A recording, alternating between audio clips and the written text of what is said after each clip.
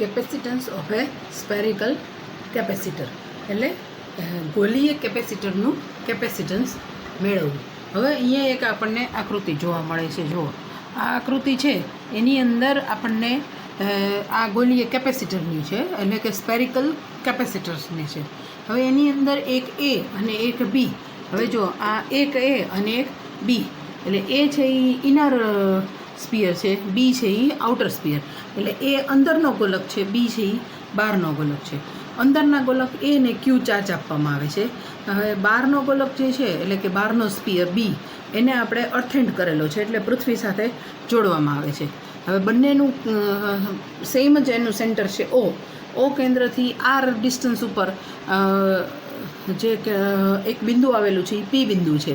હવે ઓથી તમારે જે અંદરનો સ્પિયર છે, અંદરના સ્પિયર ઉપર જે એની રેડિયસ છે એ છે, અને બહારનો સ્પિયર છે એની રેડિયસ બી છે. એટલે એ અંદરનો જે સ્પિયર એ આપેલો છે એની રેડિયસ સ્મોલ એ છે, બહારનો સ્પિયર બી આપેલો છે એની રેડિયસ બી છે, સ્મોલ બી. અને બેયનું કોમન સેન્ટર ઓ છે. આરથી બી આઉટર સ્પિયર સુધી એક પી બિંદુ આવેલું છે, બરાબર. હવે આ પી બિંદુ જે આવેલું છે, હવે આ બે જે સ્પિયર છે એની વચ્ચેનો આ ભાગ છે. આ બે સ્પિયરની વચ્ચેનો જે ભાગ આવે છે એનું વચ્ચે ડાયઇલેક્ટ્રિક મીડિયમ જે હોય છે એ એર છે, એટલે કે હવા છે. આ બેયની વચ્ચે જે ડાયઇલેક્ટ્રિક મીડિયમ હોય એ હવા છે. એટલે જો આપણે પી બિંદુ માટે લઈએ તો electric field eight point P, એના માટે જે ઇલેક્ટ્રિક ફિલ્ડ ઈ લાગે, એટલે કે બિંદુ પી પાસે લાગતું વીજ ક્ષેત્ર ઈ મળશે આપણને Q/4πε/r². આ શેના ઉપરથી મળે છે તો કે કુલમ્સ લો અને ગોસ થિયરમ. આ બે અગાઉ આપણે ભણી ગયેલા છીએ કે ગોસનું પ્રમેય અને કુલમની નિયમ, એના ઉપરથી આપણને આ મળે છે. હવે જે આર કેપ શું બતાવે છે તો કે આર કેપ છે એ આપણને બતાવે છે યુનિટ વેક્ટર, અને કોને અનુલક્ષીને તો ઓપીને અનુલક્ષીને, એટલે એ આર છે એ યુનિટ વેક્ટર છે. હવે આગળ લઈ now the potential difference between the sphere A and B is given by, એટલે એ અને બી ગોલક એ અને બી વચ્ચેનો વીજ સ્થિતિમાનનો તફાવત આપણે લેવાનો છે. તો જો એટલે આપણે શું કીધું કે પોટેન્શિયલ ડિફરન્સ વી અને બિટવીન બી એન્ડ એ, એટલે એની આપણે integration of B to A E dl લેવાનું. હવે આ માઇનસ શું કામ છે અને એ બધું આપણે હવે વાત કરશું. તો here dl is the differential vector displacement along a path from B to A, એટલે બી અને એની વચ્ચેની જે સ્પેસ ડિફરન્સ છે એનું પાથનો ઈ ડીએલ બતાવે છે. એટલે ડીએલ એ બી અને એ વચ્ચેનું સ્થળાંતર દર્શાવે છે. અને આપણે જો હમણાં જ મેં ફિગર પૂછી નાખી, તમારી પાસે પીડીએફમાં હશે, એટલે એમાં જોઈ લેજો કે DL equal to E DL cos 180. આપણે એનો કોસ એંગલ લઈએ તો હવે કોસ 180 એટલે કોસ પાઈ મીન્સ -1, એટલે DL equal to minus E DL આવશે. એટલે અહીંયા જે આપણે લીધેલું છે એ એટલા માટે માઇનસ લીધેલું છે. હવે આપણે એમ કહીએ કે ડીએલ છે એનું ડાયરેક્શન છે એ ડીએલ ઘટીને ડીઆર જેટલું, એટલે જે આપણે ફિગરની અંદર આર પોઈન્ટ છે એટલી જ જે બતાવેલું છે, એટલે કે અંદરના સ્પિયર સુધી, એટલે ડીએલ છે એ ડિસ્ટન્સ છે એ ડિક્રીઝ થઈને ડીઆર થઈ જાય છે. તો હવે આપણે અહીંયા એટલે એમ લખી શકશું કે ડીઆર ઇક્વલ ટુ ડીઆર, એટલે E dl equal to E dr. તો હવે આપણે V equal to minus integration of B to A E dl, એટલે હવે જુઓ અહીંયા આપણે માઇનસ બી ટુ એ ઈ ડીએલની જગ્યાએ ડીઆર. હવે આપણે આગળ ઈની આમાં વેલ્યુ મૂકી, આપણે જે લીધી ઈની વેલ્યુ Q/4πε/0r કેપ એ આપણે હવે આમાં મૂકશું. હવે જો V equal to minus integration of B to A E dr. હવે ઈની વેલ્યુ આપણે જે લીધી હતી એ અહીંયા મૂકવાની કે minus B to A Q/4πε/0 1/r² dr. Unit vector r લખવાની જરૂર નથી. હવે આ Q/4πε/0 છે એ કોન્સ્ટન્ટ વેલ્યુ છે, એટલે એ બહાર લઈ લેતા, એટલે minus Q/4πε/0 B to A 1/r² dr. હવે 1/r² છે એનું થશે માઇનસ Q/4πε/0 1/r² ઇન્ટિગ્રેશન થાય -1/r. હવે બી ટુ એ લિમિટ આ માઇનસ અહીંયા સાથે મલ્ટીપ્લાય થાય એટલે પ્લસ થઈ જશે. એટલે જો અને આ લિમિટ જ્યારે આપણે મૂકશું તો પહેલાં ઉપરની એ આવશે એટલે 1/a માઇનસ 1/b એટલે જો q/4πε0 1/a માઇનસ 1/b. હવે એલસીએમ લઈ તો q/4πε0 b માઇનસ a, અહીંયા b અને અહીંયા a મલ્ટીપ્લાય એટલે b માઇનસ a/ba, બરાબર.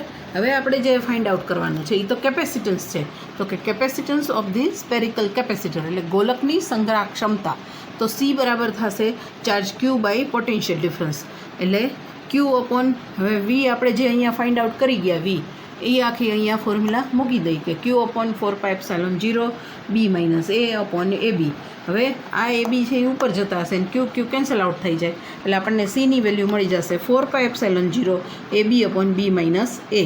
આ જે આપણને કેપેસિટન્સની વેલ્યુ મળે છે આપણે એના ઉપરથી હવે એના એક્ઝામ્પલ લેવાના છે, બરાબર, કે આમાં જુદી વેલ્યુ આપેલી હોય એની ઉપરથી આપણે એનું કેપેસિટન્સ ફાઇન્ડ આઉટ કરશું. આપણે ગઈકાલે જે સ્પેરિકલ કેપેસિટરનું કેપેસિટન્સ ફાઇન્ડ આઉટ કરવા માટેનું ફોર્મ્યુલા શોધી ગયા, હવે એના ઉપરથી એનો એક્ઝામ્પલ લઈ. The radii of the inner and outer sphere of a spherical capacitor are 4 × 10⁻² meter and 6 × 10⁻² meter. If the dielectric medium between the plates એટલે કે ઇઝ એર એટલે બે સ્પિયરની વચ્ચેનું ડાયલેક્ટ્રિક મીડિયમ હવા છે. કેલ્ક્યુલેટ કેપેસિટન્સ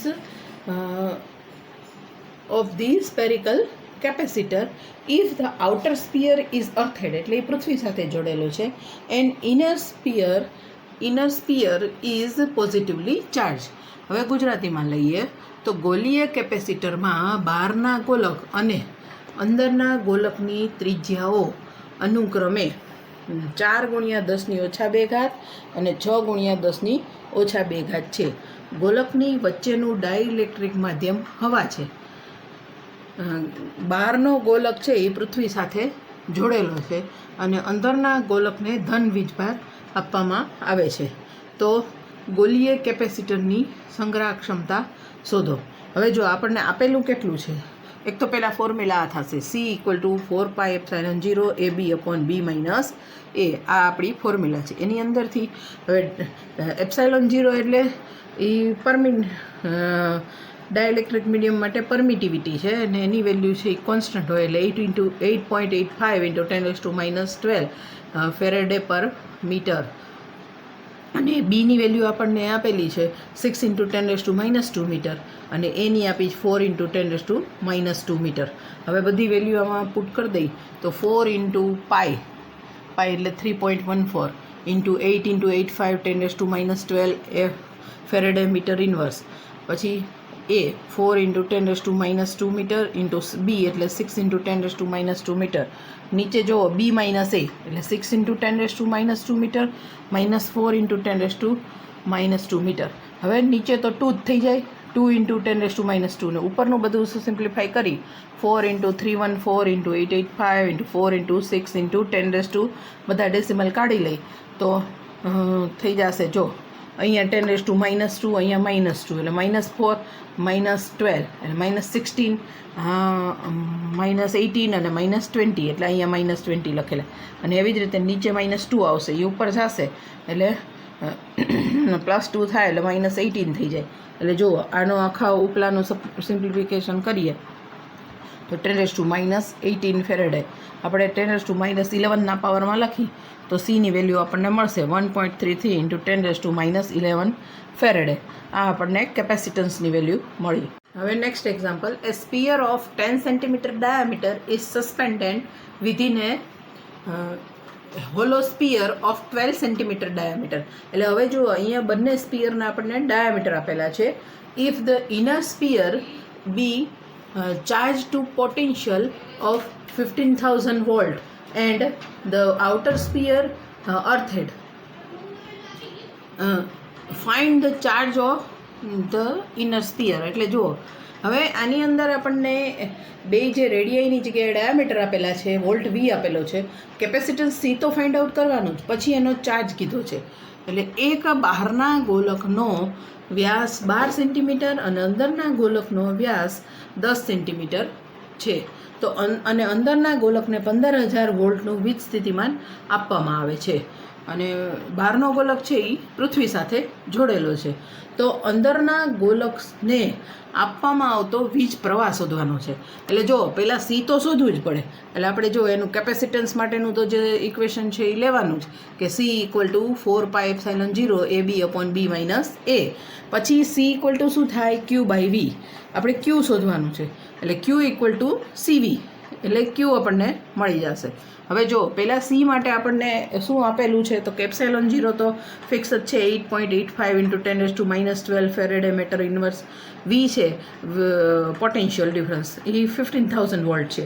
એમાં આપણને 10 સેન્ટીમીટર છે એ ડાયામીટર છે એટલે એક તો પહેલાં એને મીટરમાં ચેન્જ કરી લેવાનું એટલે 10 × 10⁻2 મીટર એ એનો ડાયામીટર થશે. રેડિયસ માટે એને 2થી ડિવાઈડ કરીએ એટલે 5 × 10⁻2 મીટર. એવી જ રીતે આઉટરમાં 12 સેન્ટીમીટર છે તો એ ડાયામીટર છે 12 × 10⁻2 એનો આપણે રેડિયસ લઈએ તો ડિવાઇડેડ બાય 2 એટલે 6 × 10⁻2 મીટર. હવે આ બધી વેલ્યુ આની અંદર મૂકી દઈએ કે 4 × 3.14 × 8.85 × 10⁻12 × 5 × 10⁻2 × 6 × 10⁻2 ફેરેડે. અને નીચે 6 - 5 થઈ જશે એટલે 1 જ આવી જશે પણ 10⁻2 વધશે એ આપણે ઉપર લઈ લીધા છે એટલે જે આ સિમ્પ્લિફાય કરતાં આવું મળે. એટલે છેલ્લે પાછું કેપેસિટન્સની વેલ્યુ 3.33 × 10⁻11 ફેરેડે. સી મળી જાય એટલે ક્યુ ઇક્વલ ટુ સીવી. તો સીની વેલ્યુ ઇન્ટુ 15,000 કરી લેવાનું એટલે હવે આપણને ચાર્જ ક્યુની વેલ્યુ મળશે અને ક્યુ છે એ કુલમમાં હોય એટલે ક્યુ ઇક્વલ ટુ 49.95 × 10⁻8 કુલમ.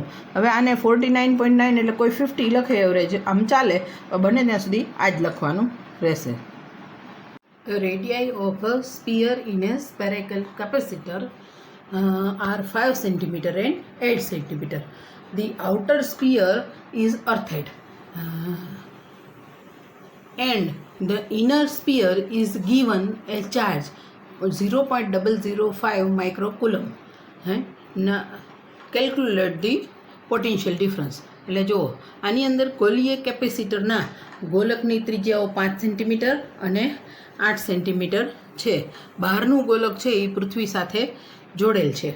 અંદરના ગોલકને 0.005 માઇક્રોકુલમ જેટલો વીજભાર આપવામાં આવે ચાર્જ આપવામાં આવે ત્યારે ગોલકનું વીજ સ્થિતિમાન શોધો. ત્યારે ગોલકનું આપણે વીજ સ્થિતિમાન શોધવાનું છે. એટલે જુઓ પહેલાં કેપેસિટર સી તો ફાઇન્ડ આઉટ કરવાનું જ 4πε0 AB/b - a. હવે C equal to Q by V થાય એટલે વી આપણે ફાઇન્ડ આઉટ કરવાનું કીધું છે એટલે વી બરાબર Q/C કરી નાખવાનું.